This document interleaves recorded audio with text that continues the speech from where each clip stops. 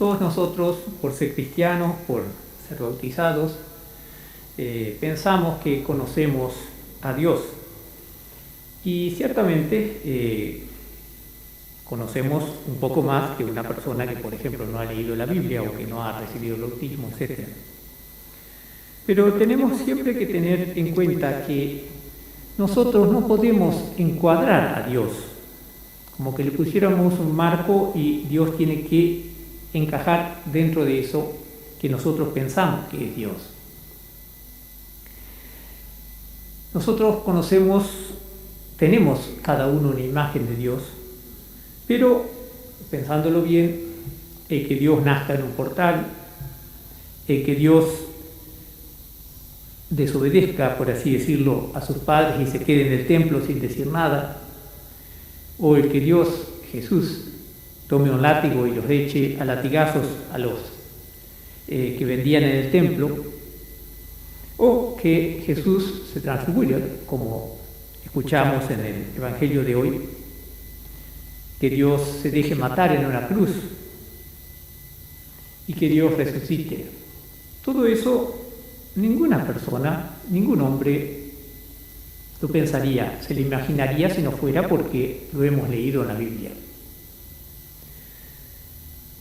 Si nosotros enmarcamos a Dios, pensamos que conocemos a Dios, entonces nos quedamos con una imagen muy pobre.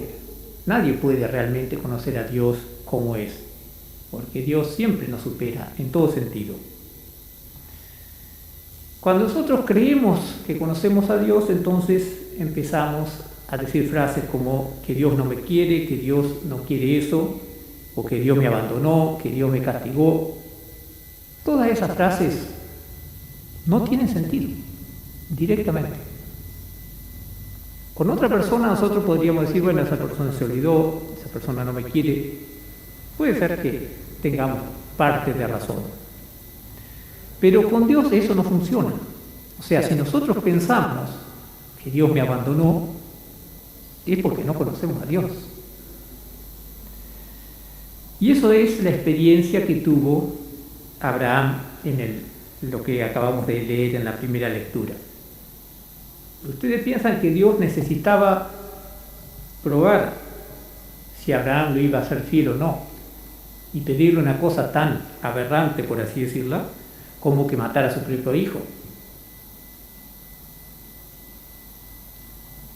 Lo que necesitaba Abraham, lo que necesitábamos nosotros, es saber nosotros que Abraham era fiel. Dios ya lo sabía, por eso le pidió eso. Y porque Dios ya sabía que no le iba a dejar matar a su hijo, le dice que lo lleve y... Si Abraham hubiera tenido una imagen, como dije recién, de encuadrar a Dios, pensar que conocía a Dios, él hubiera dicho, no, o yo estoy loco, o Dios me está pidiendo algo que no puedo cumplir, ¿cómo voy a matar a mi hijo? Pero Abraham tuvo esa fe, ahí está la fe, en pensar que el Señor, el Dios que yo conozco, no es en realidad el Dios que siempre me supera, y que por eso, porque yo no lo conozco, porque yo no lo entiendo, hay muchas cosas que me pide y no la entiendo. Así como la humanidad del día de hoy no entiende por qué el coronavirus nos está volviendo locos a todos. Si nosotros pensamos que conocemos a Dios, entonces esto es un castigo de Dios. La humanidad está... Eso es no conocer a Dios. Que a través de eso nosotros podemos sacar lecciones, por supuesto, así como Abraham también, a través de esa prueba que le pidieron, se dio cuenta que confiar en Dios en todo momento, aún en los momentos que parece una locura, es la verdadera fe. Y eso lo supo Abraham, sufriendo en su corazón mucho, y a través de eso nosotros, después de 3000 años, seguimos viendo esa fe de ese hombre y sabemos que de Abraham nació todo el pueblo judío, tenemos la Biblia, que como descendiente de Abraham nació Jesucristo, nuestro Salvador, etc.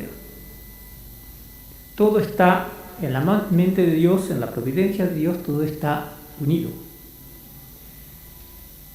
El pasaje que leímos de la transfiguración del Señor también.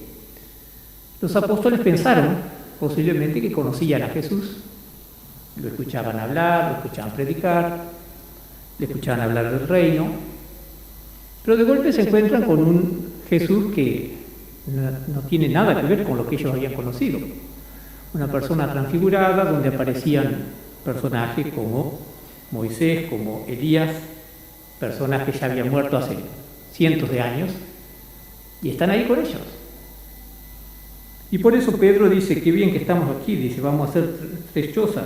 O sea, él mismo dice, en el Evangelio dice que no sabía lo que decía, o sea, estaban un poco tan exaltados, la realidad los superaba tanto que no sabían qué decir o qué hacer. Es interesante el pasaje este porque fíjense que de los 3 que están aquí con Jesús, Pedro, Santiago y Juan, el único que estaba presente de lo que escribió después del Evangelio es Juan. Y Juan no dice nada del pasaje este, la de transfiguración en el Evangelio de Juan o en las cartas de Juan no aparece el pasaje este.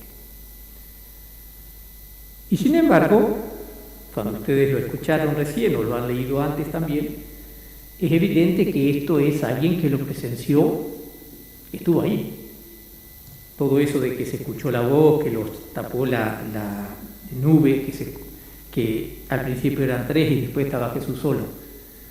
Eso no se inventa.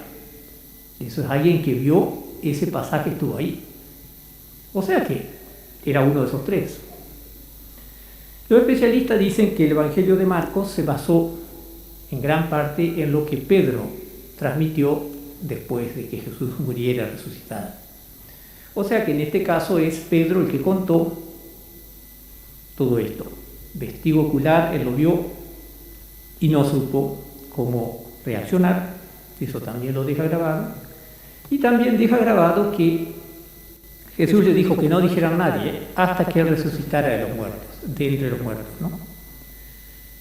Porque posiblemente por eso Juan no escribió nada. Porque, claro, todo lo que uno pueda escribir de una experiencia así, una experiencia mística, sobreterrenal, es siempre muy pobre.